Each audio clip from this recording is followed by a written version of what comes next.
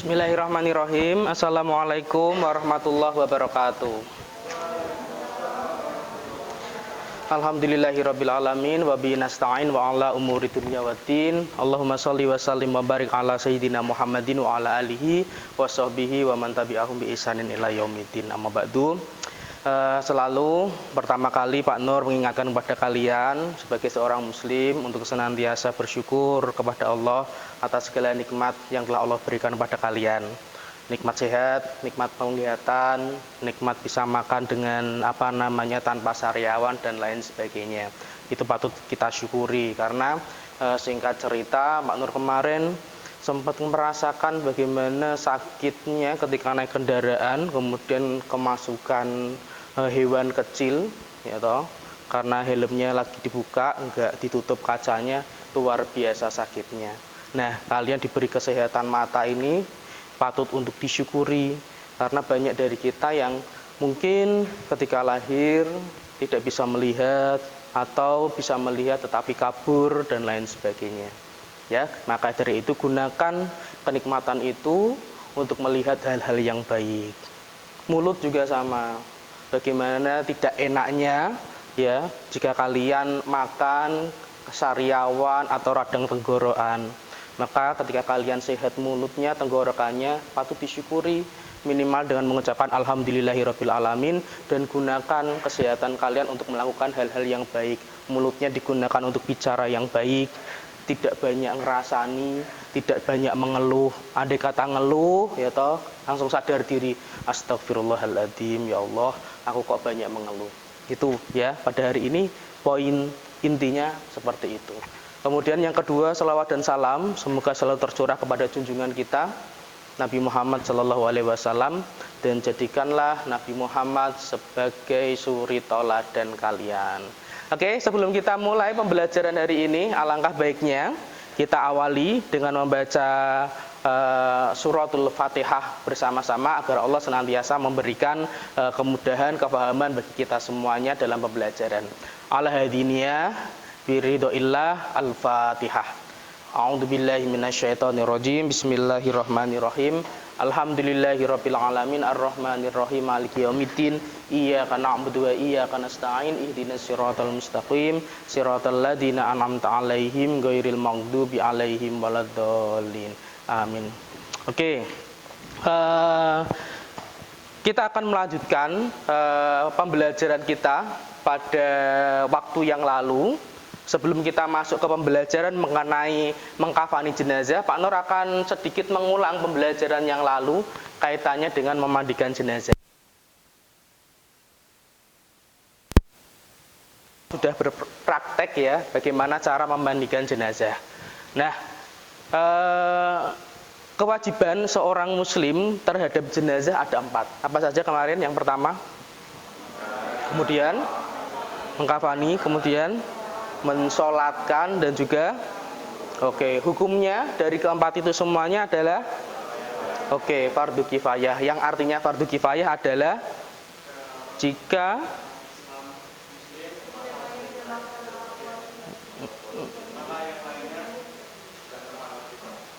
kalau salah seorang muslim sudah melakukan, maka gugurlah kewajiban muslim yang lainnya.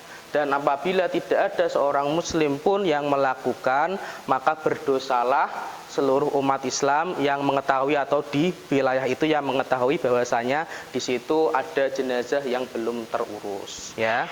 Jadi fardu kifayah seperti itu intinya, esensinya, tetapi redaksinya silahkan kalian bisa gunakan bahasa kalian masing-masing. Nah, Pak Nur akan menunjukkan tampilan video mengenai bagaimana sih seorang muslim ketika setelah memandikan, kemarin sudah memandikan terus resi, tinggal dikafani. Bagaimana cara mengkafaninya? Apakah ada perbedaan antara kafannya laki-laki dengan kafannya perempuan? Kita akan simak bersama dalam tayangan video berikut ini.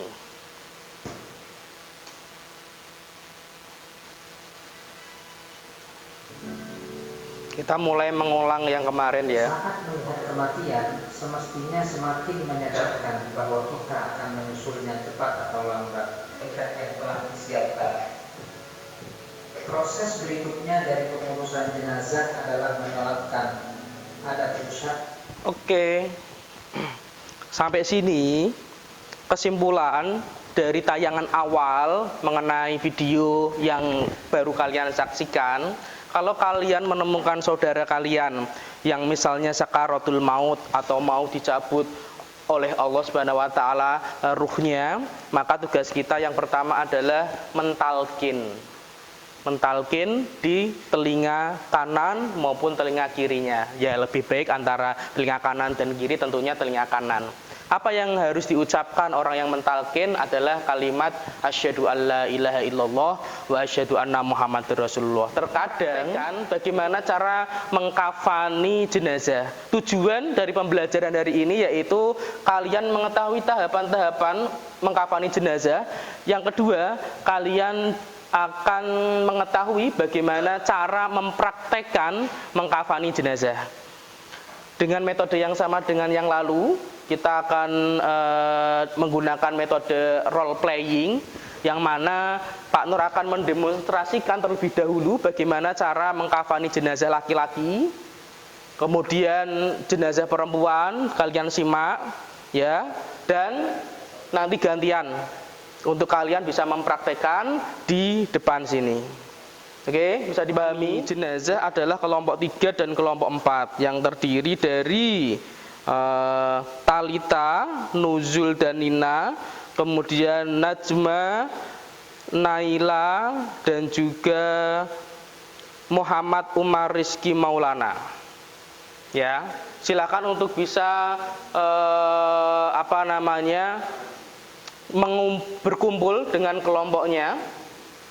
Yuk, Muhammad Umar Rizky, Nadia, dan Naila, kemudian Nina, Nuzul, sama Talita. Sambil Pak Nur siapkan untuk prakteknya.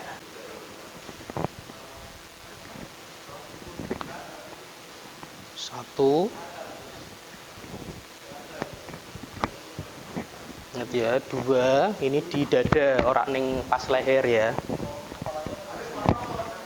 Kenapa? 3. Nah, kemudian ini ya, ketika kalian meletakkan jenazah, pastikan bahwasanya jenazah dalam keadaan tertutup. Jangan los-losan gini, ya toh kalian angkat dari tempat pemandian, ora sopan jenenge. Tertutup. Oke. Dipaske, jangan sampai terlalu tinggi atau terlalu pendek. Ini anak-anak ya. Nah, terus bagaimana caranya? Nah, yang pertama adalah taruh kapas ya, kalau ada kapas di bagian lubang dubur dan lubang kubul. Kubul itu sini depannya ya. Dan caranya kamu taruh sini terus ditempelkan sini. Nah, setelah itu baru ditutup bagian aurat laki-lakinya. Aurat laki-laki dari mana sampai mana? Ya, sini boleh ya. Gimana? Gimana? Nanti diambil ya. Assalamualaikum warahmatullahi wabarakatuh. Kami dari kelompok 3 akan melakukan bagaimana cara mengkafani jenazah wanita. Saya perkenalkan, nama saya Hasanina Hafi. Saya Najma Alwa. Saya Muhammad Malik Muhammad. Yuk langsung mulai. Yang pertama dibacakan. Tata cara mengkafani jenazah wanita. Yang pertama, siapkan tali pengikat kafan secukupnya. Tali. Dipaske.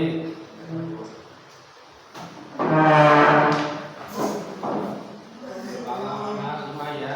1, 2.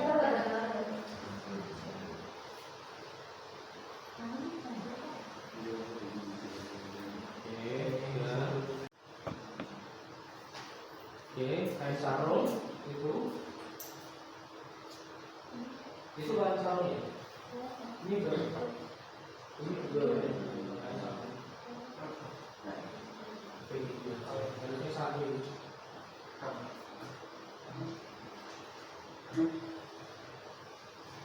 Ini aja lah, ini aja.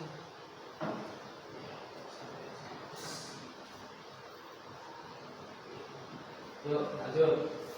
Keempat, di kapas atau pakai kapas. Kapas. Itu nanti memori lanjut. Ini masih banyak. 5, letakkan jenazah di atas kain kapan dalam keadaan tertutup dengan kain atau jari kalau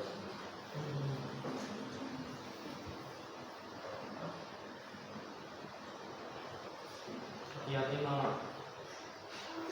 Itu jenazah kecelakaan ada tangannya ya. Dipasang.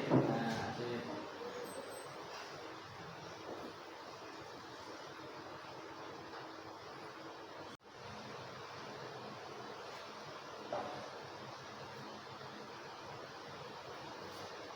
Oke, selesai.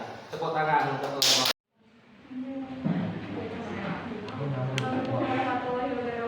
Waalaikumsalam warahmatullahi wabarakatuh. Bro, gimana? Akan dulu. Gimana? Betul aja. Ini ya.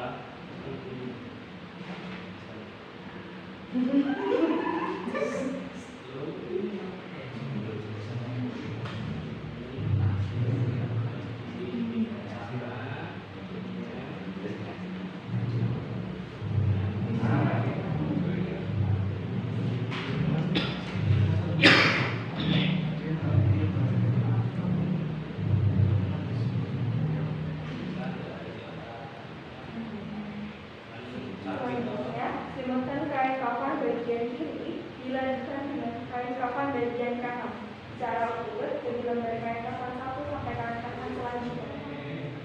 Nah, seperti ini sudah jadi. Tepuk tangan untuk kelompoknya.